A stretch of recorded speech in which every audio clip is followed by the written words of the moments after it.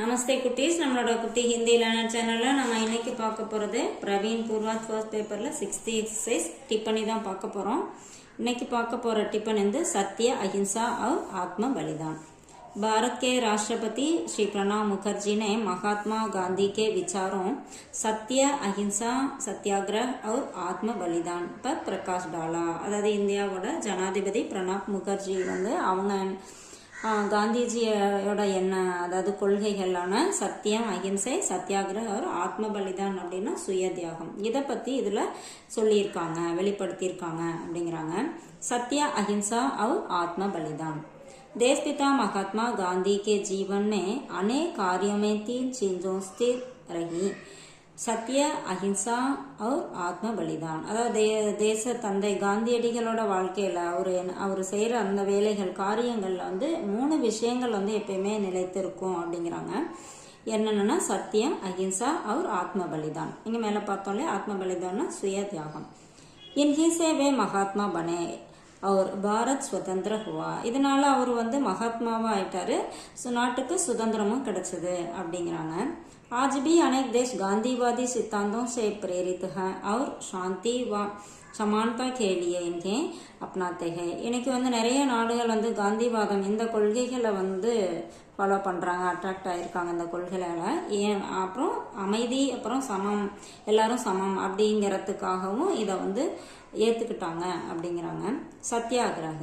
देशपिता महात्मा गांधी जी ने 100 साल पहले अपने सशक्त मस्तिष्क के बल पर सत्याग्रह नामक औजारों की रचना की थी. அதாவது தேச தந்தை காந்தியடிகள் வந்து 100 வருடங்களுக்கு முன்னாடியே தன்னோட சக்தி வாய்ந்த மூளையோட அந்த பலத்தால சத்தியாகிரகம் அப்படிங்கிற ஒரு ஆயுதத்தை வந்து உருவாக்கியிருக்காரு.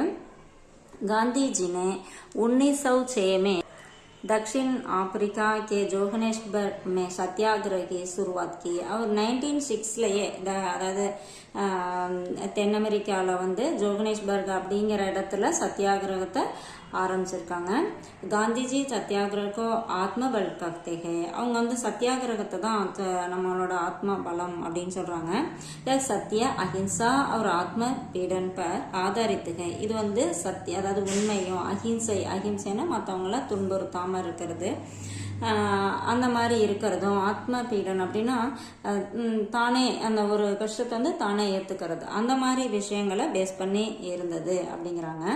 காந்திக்கு அனுசார் சத்தியாகிரக அர்த்தக. அவரோட காந்திஜியோட கூற்றுப்படி சத்தியாகிரகம் அப்படின்னா என்ன அர்த்தம் அப்படின்னா, दूसरों को पीड़ा नहीं बल्कि स्वयं कष्ट सहकर सत्य की स्थापना. அதாவது மற்றவங்களுக்கு வலி இல்லாம தானே அந்த கஷ்டத்தை ஏத்துக்கிட்டு, அந்த கஷ்டத்தை பொறுத்துக்கிட்டு சத்தியத்தை நிலைநிறுத்தணும் அப்படிங்கிறது தான் சத்தியாகிரகம் அப்படிங்கிறாங்க. விஸ்வ சக்தி, உலக சக்தி.